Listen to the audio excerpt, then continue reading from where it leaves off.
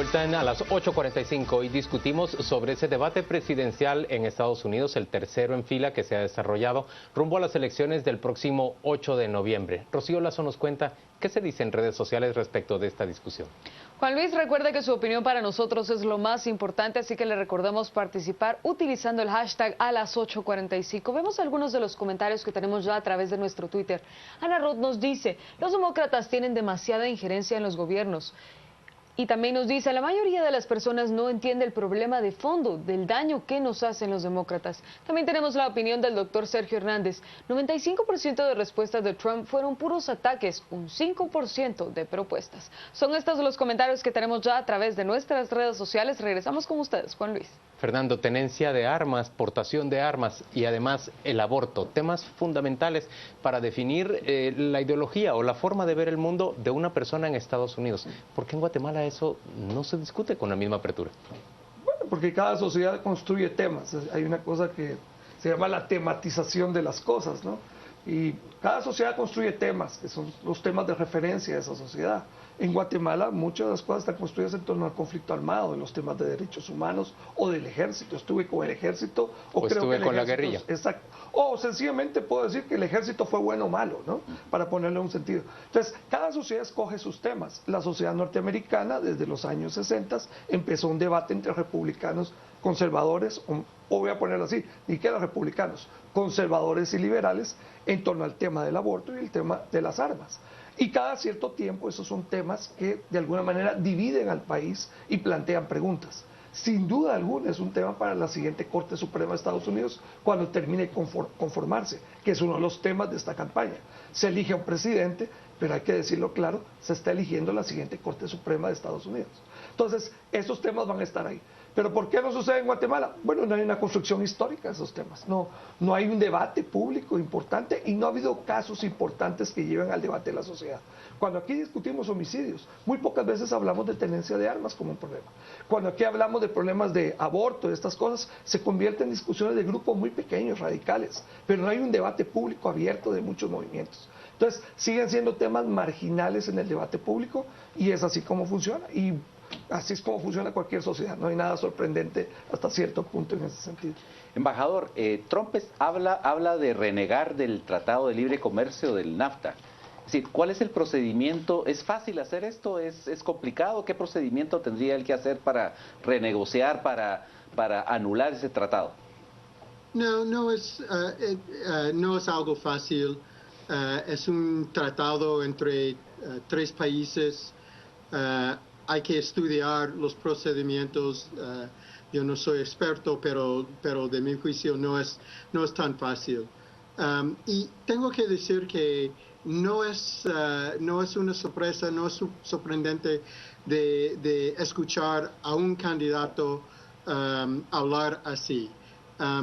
Es una cosa ser candidato, es otra cosa ser presidente. Y claro. Hay que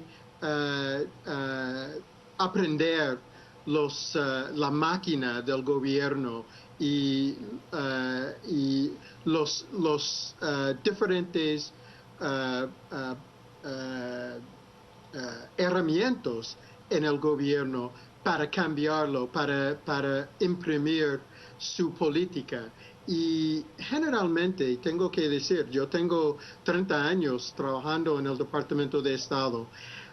Hay cambios entre las administraciones, pero no son cambios grandes, no son cambios profundos.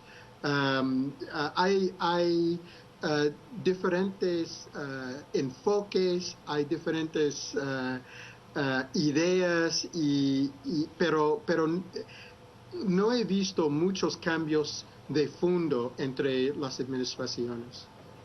Fernando, ¿estás de acuerdo con esa idea que acaba de pronunciar el embajador Robinson? Es decir, que los cambios entre una administración republicana y una demócrata son más sutiles o de matiz que en realidad de fondo. ¿Por qué entonces vemos tanta virulencia en la campaña electoral y en los debates? Bueno, yo sí creo que una buena parte de la política exterior de Estados Unidos se ha construido de manera bipartidista. Y eso ha sido la tradición histórica y las grandes decisiones de política exterior de Estados Unidos han sido consensos bipartidarios. Vuelvo a decir, el problema que tenemos en esta campaña es que el candidato republicano no representa al mainstream republicano. Si el candidato republicano representara las ideas de Condoleezza Rice o de John McCain o de la familia Bush, por ejemplo, en el debate, me parecería que la posibilidad de un consenso bipartidario sería muy amplio. Pero el candidato Trump no representa esas visiones. Entonces, por primera vez yo sí veo la posibilidad de una ruptura de esa visión. Pero no es de extrañar de que venga de un candidato que incluso en esta noche se atrevió a decir que podría eventualmente cuestionar el resultado electoral. Esto es totalmente fuera de cualquier patrón anterior y es una invitación a una ruptura institucional, lo cual es muy grave para Estados Unidos. ¿Qué peso tiene para Estados Unidos esa declaración de Trump en esta noche o esa omisión de declaración más que otra cosa? Yo pienso que tiene un peso psicológico muy fuerte sobre el valor de las instituciones norteamericanas. Y yo pienso que es la primera vez que se escucha a un candidato que tenga dudas a ese nivel de las instituciones de Estados Unidos. Y es muy importante, cuando se dio el fallo polémico de la Corte Suprema en favor del resultado electoral en la Florida, que finalmente le dieron los votos de la Florida al presidente George Bush cuando fue electo finalmente en el año 2000, esa decisión de la Corte fue respaldada por casi todos los sectores de Estados Unidos. Y era una decisión polémica y difícil. Pero ¿cuál fue el criterio? Respetar las instituciones y decir que la Corte tenía el derecho y la obligación de pronunciarse sobre el tema. Esta es la primera vez que se oye una persona de muy alto nivel, como el candidato Trump, diciendo, no, mira, puede ser que el resultado electoral, yo me voy a reservar el derecho de decir si estoy de acuerdo, si es válido o no es válido. Entonces yo creo que es una afrenta a la institucionalidad, pero no es extraño de un candidato cuya campaña ha estado basada en confrontar la institucionalidad, el establishment, y tratando de plantearse como una persona fuera del sistema político. Y yo creo que, bueno, su declaración tiene un impacto psicológico. Yo creo que la mayor consecuencia eventual, que no hemos medido nunca y no sabemos exactamente cómo lo vamos a poder medir hasta que no suceda, es cuál va a ser el impacto de la candidatura de Trump en el Partido Republicano a mediano y largo plazo. Y esto sí puede ser algo que destruya parte de la institucionalidad política como ha funcionado en Estados Unidos. O que modifique el panorama político estadounidense. Destruya en el sentido de cambiar el sistema, no destruya en el sentido que venga un caos político, pero sí defina un nuevo panorama político y destruya el establishment como ha sido definido, particularmente el establishment bipartidario. Puede ser que Trump trate de aventurarse a plantearse seriamente la idea de una tercera opción y quiebre la base republicana como ha sucedido en esta elección prácticamente, y esto puede ser una tendencia. Pero bueno, quería decir con esto que él, para el tema de política exterior, no está representando al establishment y en mi criterio no representa un consenso bipartidario como otras personas sí lo podrían representar. Embajador, Trump ha hablado mucho también de la... El embajador quería decir algo, disculpa. Perdón. Sí, embajador, hable, por favor. No, si me permite, solo quería agregar que no quiero, sería un error sobrevaluar esta declaración sobre de un candidato sobre qué va a hacer después de las elecciones o qué va a declarar después de las elecciones.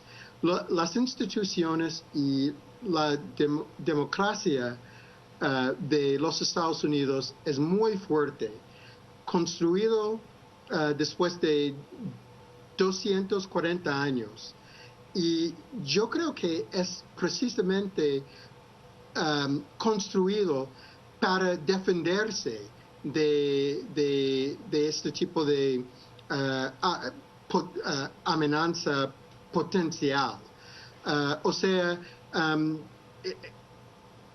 repito, candidatos van a decir lo que ellos piensen van a ganar o convencer el electorado.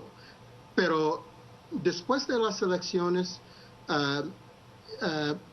el país va a seguir, las instituciones son fuertes y la democracia de los Estados Unidos es fuerte. Está preparado para esta elección y para las elecciones en el futuro. Embajador, el candidato Trump ha hablado obviamente de regresar un poco hacia adentro en los Estados Unidos, poner más preocupación por lo que sucede adentro que lo que sucede afuera, exigirle más responsabilidad a los países en su propia defensa, etcétera.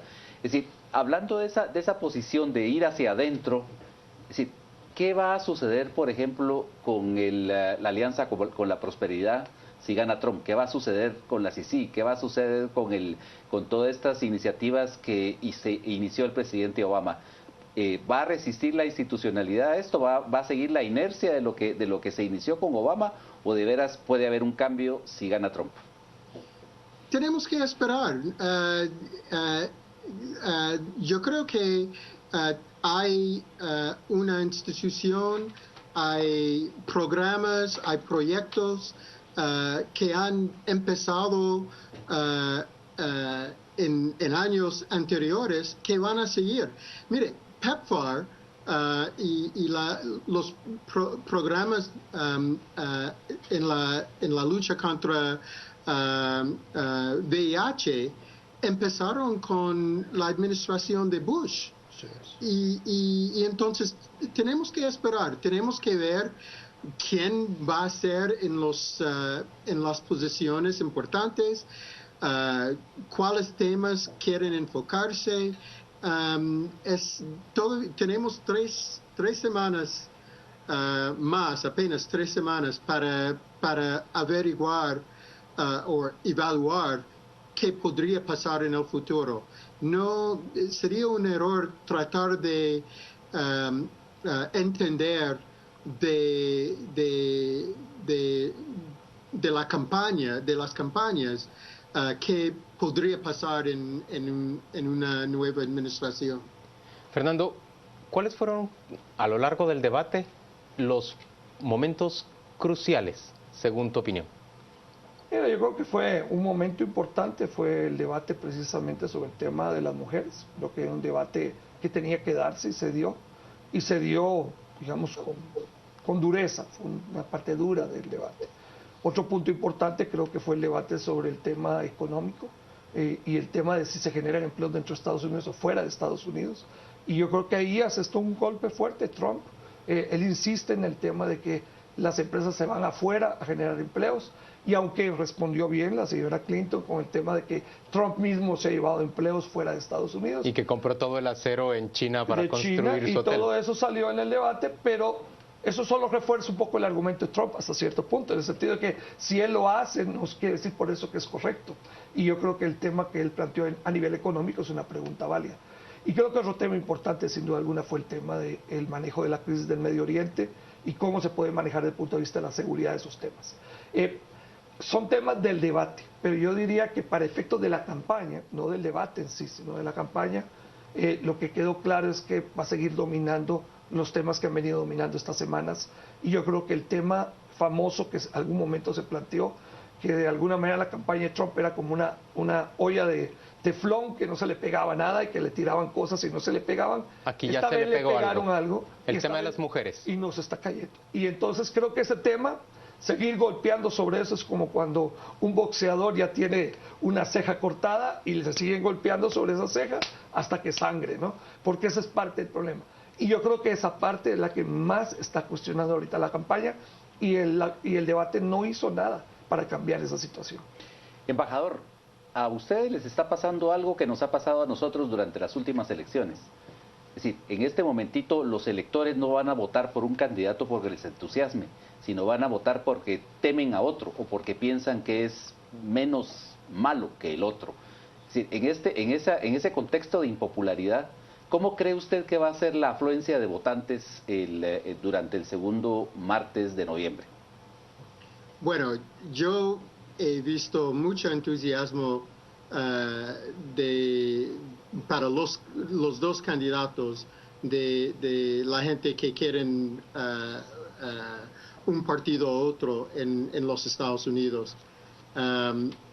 Hemos visto una campaña emocionante, con mucha energía, bastante sustantivo, sustantiva han discutido temas muy importantes, no solo para nosotros norteamericanos, pero para el mundo. Y yo creo que el 8 de noviembre, algunos de nosotros, porque yo he votado, pero algunos de nosotros van a tener que pensar seriamente antes de entrar en la estación de voto. Última pregunta para Fernando Carrera y con esto despedimos el segmento. Fernando, el desempeño del moderador en comparación con los dos debates anteriores, el previo estuvo moderado por dos personas, el anterior por una sola, esta vez fue Chris Wallace de Fox.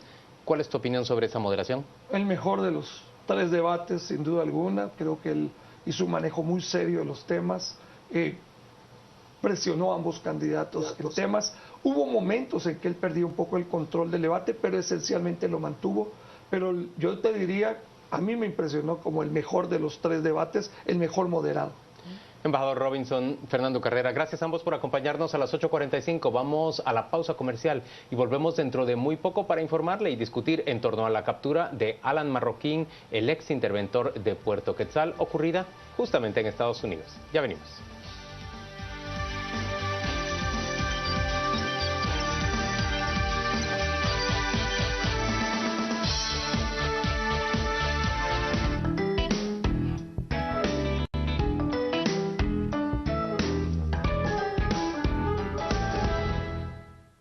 Cristian y Marcela tienen un bebé. Con gran alegría y su farmacia siempre bien surtida, tienen sus